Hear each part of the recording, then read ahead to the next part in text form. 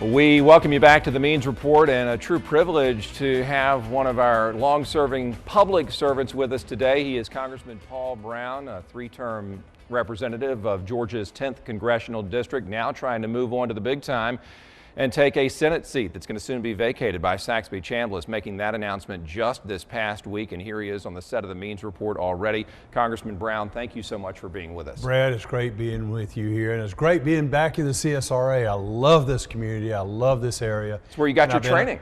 Absolutely. Went to the Medical College of Georgia, and I'm home here. Well, we're glad you're back, and we're glad that you're going to talk about your run for Senate. Let me start with jobs, and here's my problem with jobs, my thought on it. With the globalization of so many companies, with technology eliminating the need for human beings, these cameras here run by robotics, what jobs are there out there for the men and women of Georgia? What can you bring to this area to help folks get a paycheck? Well, I started the process to bring Caterpillar into Oconee County, where I live, in Athens, Georgia. And so I've been working on jobs in the economy. But the thing that's hurting jobs, it's hurting the economy the most, is the outrageous spending that's going on in Washington, D.C. Yep. And I've been leading that effort to stop this irresponsible spending that both parties have been doing. And that's what I've been doing ever since I've been in Congress, through 3 terms, now into my 4th term in Congress. And that's exactly what I'll do, because Georgians want somebody who will be a leader.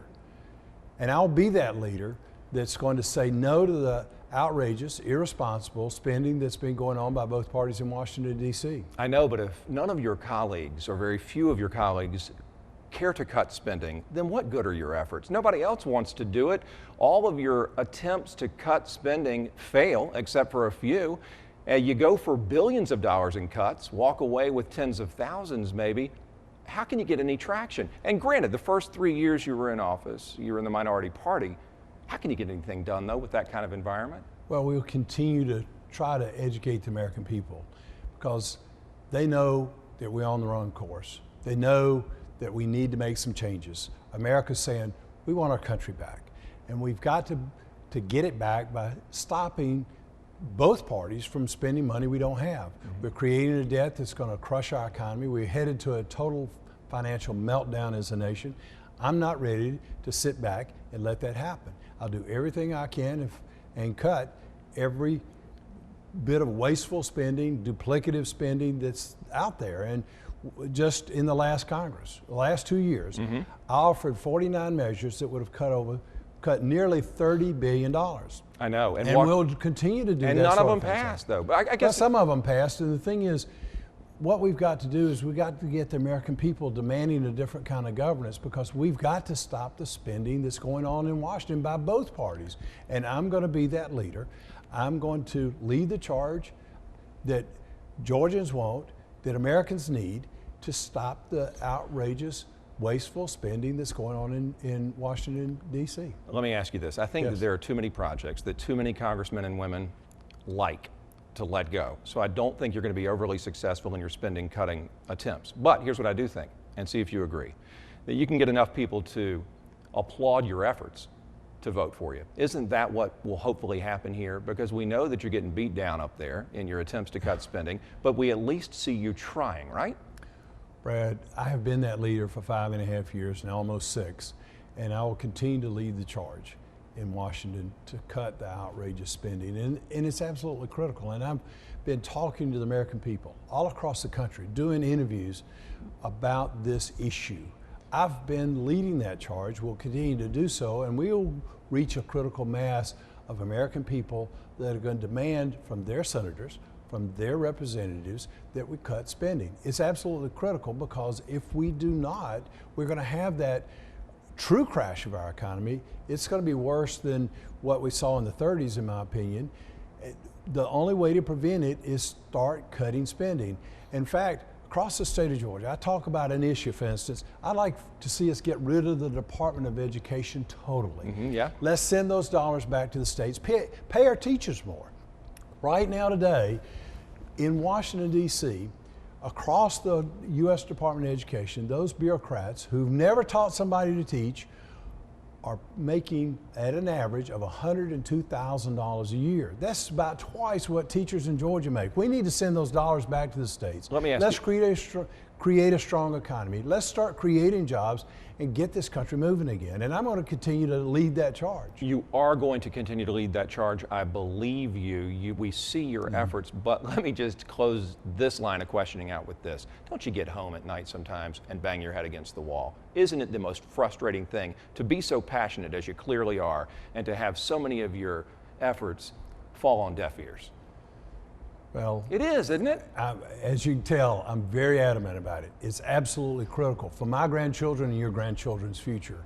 Yeah, I know. We have a leader in Washington that's going to tell the American people where we're going and has the record and the will to say no to both parties' outrageous, irresponsible spending. And George Bush's presidency was a big spending presidency. This presidency dwarfs anything that George Bush or any other president has ever done. We've just got to stop the spending in Washington, D.C., and both parties are guilty. So I'm going to continue to be that leader in Washington that America needs, that Georgia needs, and Georgians are going to send me to Washington to continue that effort because it's absolutely critical for the future of our nation. Talk about health care real quickly, something near and dear to your heart. Yes. You see it staying as is, the Affordable Care Act, you think it'll continue on unchanged? Anything Georgians can look for along those lines, or have we pretty much, is that topic closed? No, it's not closed. In fact, it's a critical issue that we face on the spending side too. But Obamacare is going to collapse of its own weight because it's such a huge spending issue and we cannot afford it. There are better plans. My Patient Option Act, which is a 51-page bill in the last Congress, puts patients and doctors in charge of their health care decisions, and it stops the federal government from spending these outrageous sums that are running up the cost of health care for all of us. And that's one of the spending issues that I've been working on. We've got to stop spending money on things that the federal government shouldn't be doing. I'm an original intent constitutionalist. I carry a copy in my pocket all the time. I believe in this document as our founding fathers meant it. And we've got to go back to constitutionally limited government, stop the spending spree that's been going on in Washington by both parties, and put us on a solid financial course as a nation. Because if we don't, it's going to be catastrophic. We recently saw President Barack Obama come out in favor of gay marriage. He supports it wholeheartedly. Where do you stand? Well, I believe in traditional marriage, and we've got to support the family. And the best way I think that we can support the family, the traditional family, any family in this country, is leave money in their pockets so that they can be successful, so that they can take care of their family needs, so that they can take care of the needs within their own community. And the way to do that is stop spending so much money in Washington, D.C., leave the dollars here in the CSRA. Yeah. Create jobs here in the CSRA. Yeah, but do you support a constitutional amendment supporting gay marriage? Or what's your stance on that? I introduced a constitutional amendment that defines marriage as a union of one man to one woman. And I do believe in traditional marriage. I don't care what people do in their bedroom, that's their business. But the family is a building block of this country, and we've got to give them the economic tools that they need to take care of their family, and that means leaving dollars in their pocket. That means stopping the spending in Washington, and I'm going to be that leader in Washington, D.C. I'm not going to back down. I'm not going to back up, and I'm going to charge forwards to lead the effort to have a strong economy so that we can, all families will be able to take care of their family needs, take care of their community needs, stop building bigger bureaucracy in Washington, D.C. And that's the absolutely most critical issue that we face as a nation today. You're super conservative. You think that'll play well enough in Metro Atlanta to get you elected? That's going to be a key part of your efforts here. Brad, what Georgians are looking for in Atlanta, Augusta, Columbus, Albany, all over this state, rural communities as well as the big cities, they're looking for a leader who doesn't back down, who's willing to say no to the outrageous, uncontrollable spending that both parties have been doing in Washington, D.C. That's what people all over Georgia are looking for. I will be that leader in Washington in the United States Senate. Sometimes in Augusta, Georgia, we look at our local commission and we voters are frustrated because it seems like they are always at odds and can't get anything accomplished, even though there are good things going on in Augusta. But you see, the perception is that both sides are at odds, black versus white, Democrat versus Republican. I see that happening on a national scale. I see this nation just sort of floating around with no clearly defined goals or agendas, other than continuing to hammer away at spending cuts, which you do so eloquently. How can we get an agenda out there for the American people as a whole to buy into? How in the world can you do that instead of going to the Senate and spinning your wheels for 6 years? Brad, we've got to stop playing politics. We've got to look at common sense, Georgia sense solutions in Washington. I reach across the aisle. I've worked with one of the most liberal members of Congress to try to find Who is your friend on the liberal side? Well, I've got a lot of them. You have friends? No, you don't. I really do. Who likes Peter you? DeFazio from Oregon is a good example. I've got a whole lot of friends over there, and Peter's one of the most liberal members of Congress. All right, so that's a start. He and I were talking about trying to get the housing industry going, because that's what's going to get our economy going. But we can't continue sending money to Washington. Just with this, with this so-called fiscal cliff deal, which is not comparable at all to the fiscal cliff that we're aiming towards. But he and I are working together. We cannot continue spending money, and Barack Obama said with the tax increases, he's going to spend more of it.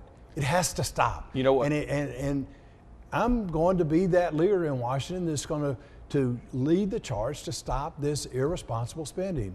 And it has to stop. And the American people, I'm going to reach out to the American people as I've already been doing. I've got the record, I've got the will, and I'm going to be the leader out there in Washington, D.C., in the U.S. Senate, to stop this fiscal insanity that both parties have been doing. You think the GOP is going to back you in this as a whole? Georgia people are going to back me, because that's the kind of leader that they're looking for. That's the reason I see so much excitement about my candidacy. I've had calls from all over the state of Georgia, and text messages and emails. There's just a tremendous grassroots desire, hunger for somebody who will lead the charge. And they see me as that leader, and I will be the leader for Georgia to set us on the right course financially as a nation. But when it comes time for the Republican Party as a whole to pick who it wants in D.C., will it be you? The Georgians all across this state are going to pick the leader that they're going to send to Washington, D.C., and I believe it's going to be Paul Broun. Do you think that there will be enough seats gained to give the Republicans a majority in the Senate? Can that happen? Well, I hope so, and I think there's a very good possibility of it. Yeah. And that'll give me some help, because I've already got friends over there, good, solid, conservative friends who want to see the size of government shrink. They want to see the taxation shrink, particularly on the job producers, family businesses. I've been promoting my Jobs Act that would cut corporate taxes and capital gains taxes to zero. One of the most famous economists has said to me in talking to him, he said, Paul, your bill would create millions of new jobs, would bring trillions of dollars back into this country of real money. We'd have such a strong economy once your jobs bill is passed. I already have friends in the Senate that I can go to work with to pass my jobs bill. We'll get it signed into law. Not with this president, maybe. Hopefully we will, and if we can get enough people across this nation to put pressure on him to do so, we can get bills like that passed, and we can start this economy going. We can provide jobs and a strong future for our children and grandchildren. Well, listen, I know how busy you are. Just before the broadcast, when you outlined your duties that you fulfilled today, you've been all over the place, you've been busy, and I appreciate you stopping by today. I appreciate you talking to us. Best of luck in the race. Thank you, Brad. Please vote for me, and I hope all of our listeners and watchers will vote for me in the Republican primary next July 14. So please vote for Paul Broun. We're going to have all the rest of them on the Means Report, and depending on how they treat me, then I'll make my decision. But I appreciate it. That's Congressman Paul Broun, hoping to be Senator Paul Broun, coming from a long line of public service in the Brown family. We're grateful to him for stopping by right here on the Means Report. We'll be right back.